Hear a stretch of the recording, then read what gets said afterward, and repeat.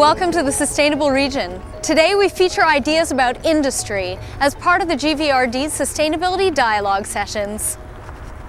The types of industry and availability of land are just two of the angles likely to be covered by our panelists.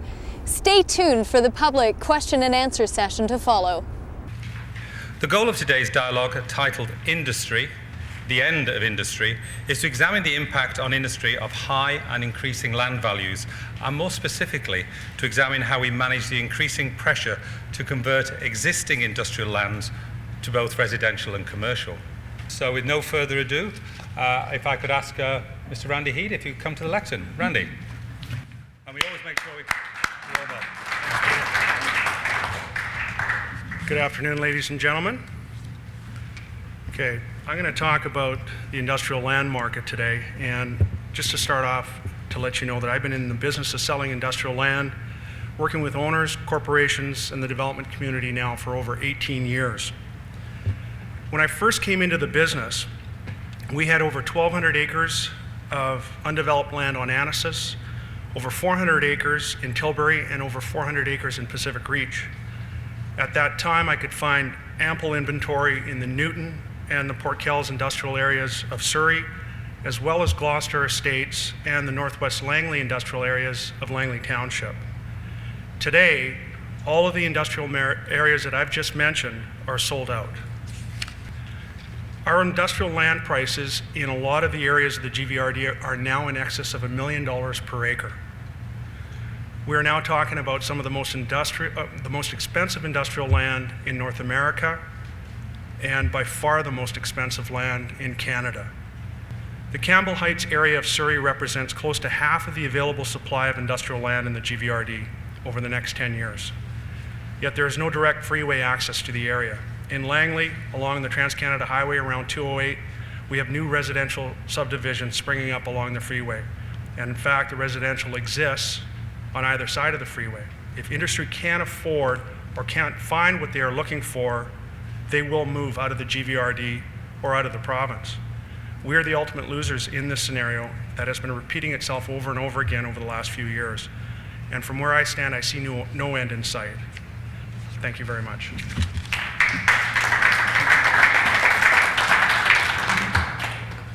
Thank you very much, Randy. And if we can have the next one now, please. Helmut Pastrik, if you could come up. Helmut.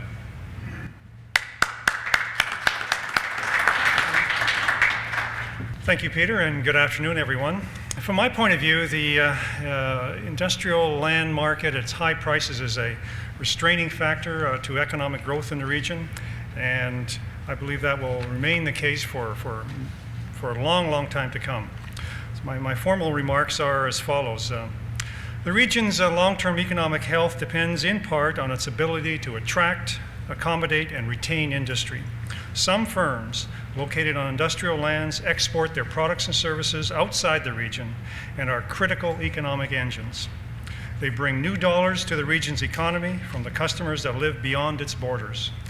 This export multiplier effect translates into other new jobs and income for the regional economy. The long-term viability of industry in this region depends on having appropriate and competitive sites and conditions that allow industry to operate profitably. When land costs go up, so do rents and usually taxes, and if a firm's pricing does not rise in tandem or other costs do not decline, a firm's profitability erodes. The GVRD is a high-cost region, partly because of its high land prices, which restrains overall economic growth. High costs and poor productivity growth. I estimate that in the GVRD, productivity growth is at 1/2, perhaps even less than 1/2 of Canada's overall productivity growth rate, which in turn is well below the US. So where will new industrial land come from? Well, one obvious place to look is existing lands and essentially having more intensive use of those lands, i.e. upzoning existing industrial lands. Of course, agricultural lands are the more common source of a new industrial land supply, but that too is a contentious issue and involves a very lengthy process. This region, in my view, could benefit from an industrial land reserve or something similar to meet the industry's future land needs. And also, and this has been said many times before, regional coordination among the various numerous city and municipal governments is also necessary to make better land use decisions. Thank you.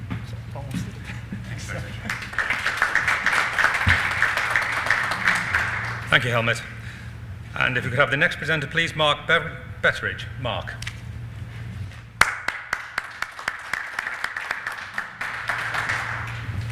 First of all, thank you to the GVRD for doing this, but the boundaries are all wrong. This is a regional issue, at the very least, if not a provincial and national issue. And my bias is that as somebody trying to get a regional economic development function going, I think the boundaries at least run from Hope to Pemberton. But thank you to the GVRD for instigating. I'm supposed to talk a little bit from the point of view of the technology industry, so a few basics on that. For the most part, the technology industry is not being constrained by land prices, somewhat by building prices, but it's not land extensive, it's not building extensive. The main input and the main part of the network that makes the technology industry hum is people. So you need intellectual property, registered bright ideas, and you need people. And those people will determine where those companies locate. And for the most part, those people are very social, animated, intellectual types of people. And so they're going to hang around similar people in similar places.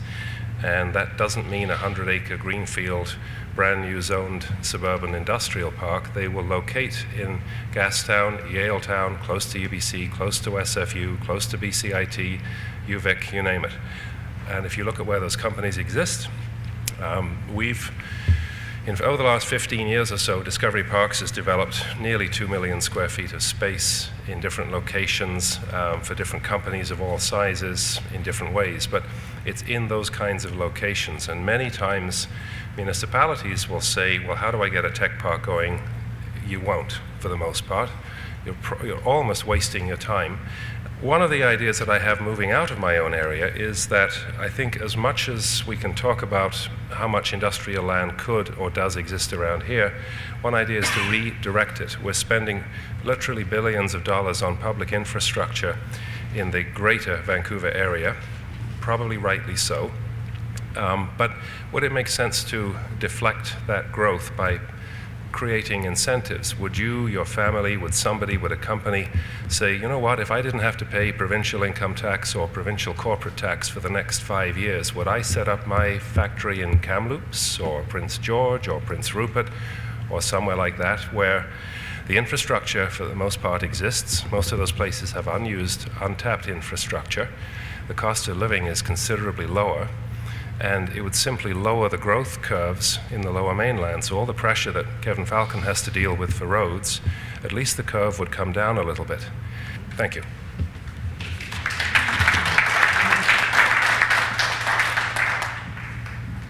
Thank you very much, Mark. And now standing in for Gordon Houston, and I know that Peter has actually Gordon's notes there, I think is true to say. We have His Worship the Mayor. Peter. Thank you. The Vancouver Port Authority is the steward of what might seem like a lot of industrial land, and most of it is waterfront property, the most cherished kind there is in British Columbia. We manage some 500 hectares of land and 6,000 hectares of water along 233 kilometers of coastline, from Roberts Bank through Burrard Inlet and Indian Arm. And when we complete our amalgamation with the Fraser North and North Fraser Port Authorities, our combined land holdings and our shared responsibility to use land wisely will expand substantially. The port uses the limited land base available to it to contribute to Vancouver, BC, and the Canadian economies. The Port of Vancouver is Canada's largest port and most diversified in North America. Every year we trade about $53 billion worth of goods with more than 90 international economies. We create jobs for 70,000 Canadians. We contribute close to $4 billion to Canada's GDP. We generate $763 million in tax revenue, and every year the condo market may be hot, but the port is hotter. I said limited land base, and it is. Limited because the growth of our province and our country is inextricably linked to the growth of our BC port system. Do we favor an industrial land reserve for the future development of other industries? Yes. Do we think Vancouver and the Lower Mainland can build their futures without the marine and other transportation industries upon which the past was built? No. Greater Vancouver's destiny is to be a global transportation hub. This doesn't preclude us in any way from claiming the top of the most livable cities list that exists today. Thank you very much.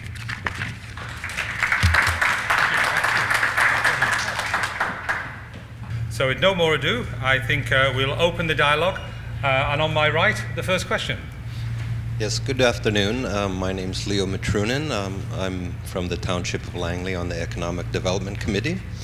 I'd like to ask regarding this global view of our infrastructure here, and I like very much this idea of Hope to Pemberton, and why not linking also the other way around. So please, what kind of urban cultures could you see along that Ringstrasse going all the way around? And what would be the first infrastructures that would be needed to develop first? If your question is, where would you start on the infrastructure for that Hope to Pemberton vision? I wouldn't start with physical infrastructure. I would start with political infrastructure. Because what you're really trying to get is a simpler, more rational decision-making process, which would lead to a marketing and political influencing process. That would then, I would hope, lead to some true region-level planning. And Peter, on the regional planning, I'm sure. We've seen a lot of growth, industrial pockets, residential. Our biggest challenge is connecting those communities together and providing a transit infrastructure as well as building infrastructure to move major goods. We have to build a transit infrastructure that is going to move the people that are going to work in some of those areas and want to live in them. And that's the biggest challenge south of the Fraser for us. And I think in the region is how do we get people from where they want to live in a transit system that will do that. Europe has phenomenal train systems, bus systems that take people to train stations, and that infrastructure has been there and a culture that's been there for a long time. And I think we need to look at it the same way in our region and say that in order to see the economic growth, to see the benefit, we've got to connect not only ourselves to the markets outside of our borders, but also connect our communities within our regions so that we can move people around to those places where employment will be as well. Okay, well, let's move on to the next question. And Leslie. Hi, my name's Leslie Tan and I'm with the Wally Business Improvement Association. I read with interest the 2006 report for the industry forum, and there are 6 areas that was suggested in the report last year that seemed to beg for some research to be done. So I'm going to ask about all those 6 areas and just throw it open to whoever might in the room be able to provide us some answers about if there in fact has been any progress in any one of these 6 areas. The one is about, on the report, section 7, GVRD Industrial Land Use Database. Who, if anybody, is working on this? Section 11.1, developing the tech industry. There's a number of quite interesting bullets in that section. The 10th one alludes to the need for a gap analysis. I wonder if anybody's working on that. 13.1 is protecting the port lands and those interests, and is specifically with regards to taxation. Is this being addressed by anybody? 13.2, development of inland terminals. Is this being researched at all? I'm sure it is, but there hasn't been anything mentioned sort of as a development between last year and this year. And item 18, strategies for the future, specifically the kinds of industries that we want in the South Fraser region and where they should be. What is happening with regards to an area-wide strategic plan development? And is anybody working on a comprehensive community economic development strategy for the region? That's also alluded to in the summary of the report.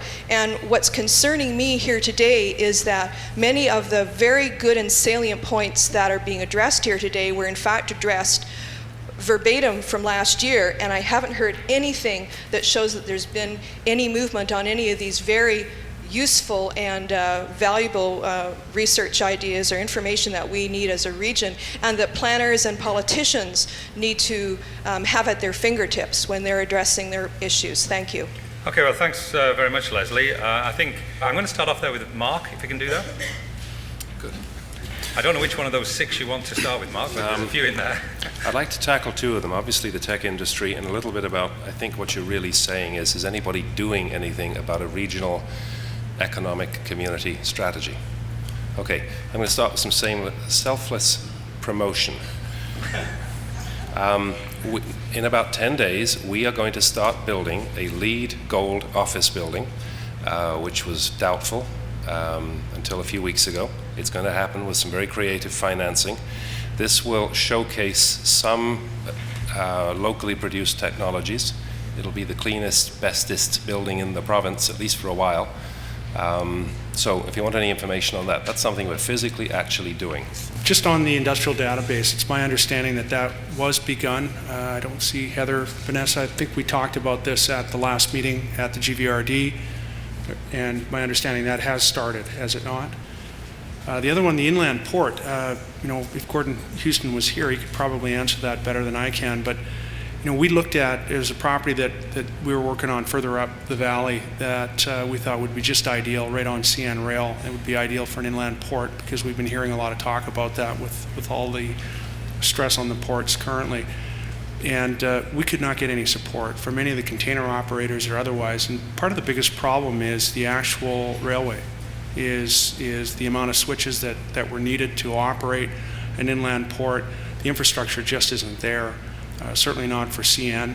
Okay, thank you, Randy. Peter?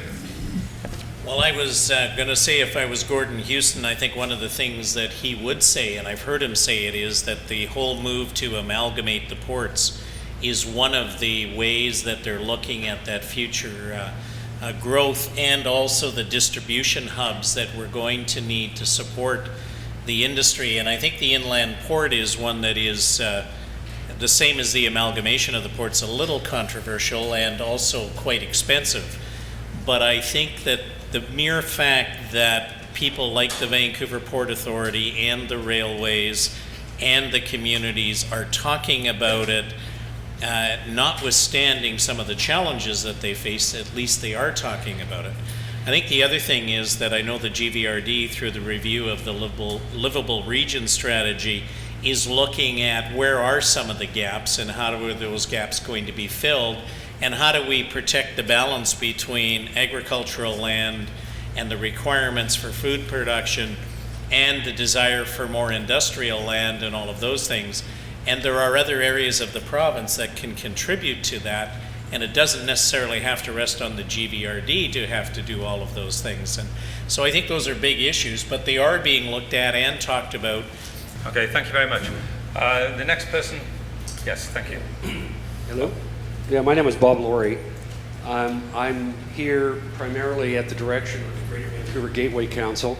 I'm also here under the direction of what's called now the BC Gateway Coalition. The question which was asked at one of these GVRD Sustainable Region initiatives, the one on transportation, was met with virtual absolute silence. So I'm going to ask it again. Does the fact that 55% of our usable land area in the GVRD is designated green zone or agricultural land reserve affect the affordability of port-related industrial land and housing? And I think this is a classic yes or no question, but I'm going to put it out. Bob, of course it does. All you have to do is look at municipalities like Abbotsford, like Chilliwack, even Langley, to a certain extent Surrey. And you've got, in some of these areas, you've got 90% of the land base is agricultural. So you've got 10% land competing for commercial, industrial, and residential. It's supply and demand, and to that I'll turn it over to Helmut, and he can explain supply and demand to you. Helmut. Excuse me, Randy, I do that, okay. Helmut. Thanks, Randy. The short answer is yes. However, and it is a big however, I think you need to take into account some of the benefits that derive from the green space, of course, from agricultural uses and production. But clearly the short answer is yes. In one sense, residential consumes the vast majority of current land use, and to what extent is that efficient as possible? Perhaps we're over-consuming on residential land. Perhaps we need to intensify and densify it to a far greater extent than we have. Peter made mention of this. I grew up in England, and you see how a more comprehensive, fewer boundary type planning management system can work. If you work as a planner for one of the municipalities, your job is defined by the municipal boundary, and part of planning school says you're supposed to have a nice balance of land uses within those boundaries. Well, get rid of the boundaries. We're caught in the paradigm that we've got to protect this amount of land, and yet when you look at most of the land in the ALR, is it being utilized for the purposes that it supposedly was set aside for? And it's not.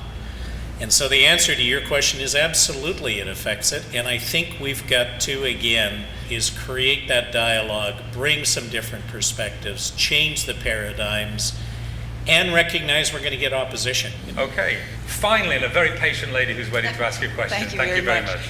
Councillor Kim Richter from the Township of Langley, and I'm also a professor of business at Kwantlen University College. Who decided that we wanted to be a distribution hub? Why did they decide it? And even more importantly, is that the absolute best that we can be in the future? Do we want to be a transportation hub? Do we want to have the benefits of being a transportation hub?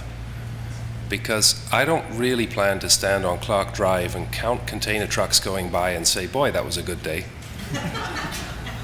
But if somebody said that's producing more revenues and more jobs and people are happier and it's being done within the best we can do environmentally, that's good. Those are the benefits of being a transportation hub. If supply and demand, one way or the other, short of political fiat, says that it's getting too expensive to move big boxes and ships around here on a competitive basis, we have two choices. We can subsidize it one way or the other, or we can move some of it. You can make it streamlined up to a point. Beyond that point, it's not going to happen. So then I would say, once you've rationalized it around here, which is going to take some political strength, then you move it somewhere else. So if we're talking within the boundaries of British Columbia, back to the boundaries thing again, then you go back to moving it inland. But if you want to go back to the discussion about quality of life, we're going to be here for a few weeks on that topic, but I don't think quality of life is directly related to moving big boxes. It's indirectly related. Okay. Harold Steves, I'm the chair of agriculture for the GVRD. How are we going to get this on the road to develop the interior of British Columbia for industrial use for your container traffic? And how are we going to convince the region that they must set up a land bank to protect the industrial land that we have today? A couple months back, I spoke at the Economic Development Officers of BC. They had a conference at the Bay Shore. And the fellow that spoke just before me was an ex-MLA from Vancouver Island who talked about, who was telling the crowd, you need to look outside of the boundaries of BC. You have to go to the US, you have to go to Europe, and you have to try to attract business from there. And I spoke right after him and I said, with all due respect to the previous speaker, all you have to do is look in the Lower Mainland. And the companies are here, they can't expand now. And so the economic development officers that are in the municipalities like Kamloops, like Hope on Vancouver Island, they're the ones that should be targeting the companies here. That's what I would be doing. If we don't have the industrial land base here and they can't expand here, well, why aren't you offering them opportunities there? That's my first point. My second point is that one of the things I said in my talk at that time was that if you're a municipality, wherever you're located in BC, unless you have an industrial land bank, you're not in the game. It's that simple. If you're a municipality here and you don't have any industrial land left, then you're going to continue to be a bedroom community and your residential will probably grow. But the jobs for the people in your community, they'll be commuting elsewhere. I'm going to move on to the next question, and Jamie. My name is Jamie Stewart. Although I am a director of the Surrey Board of Trade, I'm really here as a concerned citizen. And we don't have a decision-making process in place here. We've got lots of people having lots of ideas and things that should be addressed, but no way of coming to a decision. So my question after that is simply, is the GVRD now, and do you know if we're canvassing other places in the world that have similar situations, although not identical geographical concerns? Okay, thanks, Jamie. I know that, Peter, you're on the Mayor's committee, aren't you, at the GVRD? Are you aware of anything to do? Well, I'm on the Land Use and Transportation Committee, but I mean, I've heard a lot of talk around all the tables that we need to look at other best practices around the world, to look at solutions that have been realized, feeling some of the same pressures of growth and densification and so on. And you're right. I think that the challenge for all of us is to be able to say we don't have to invent our own solution all the time, but we have to be sensitive to our unique attributes at the same time. So, you know, what's true in Germany as a landlocked country to a large extent is not true for British Columbia. And as the lady was saying, environmentally we have a different role because of the sheer nature of our atmosphere here and the land that we have and so on. So we've got to balance all of those things, but there is a real desire to look out of our borders and to look at other best practices and try and bring that together.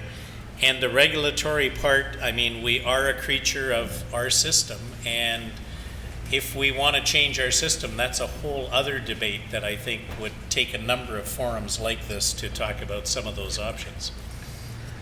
Well, thank you, everybody. That concludes today's dialogue. So enjoy the good weather and have a cool drink, I think. Thank you. Call us at 604-436-6794 or email us at sustainableregion@metrovancouver.org.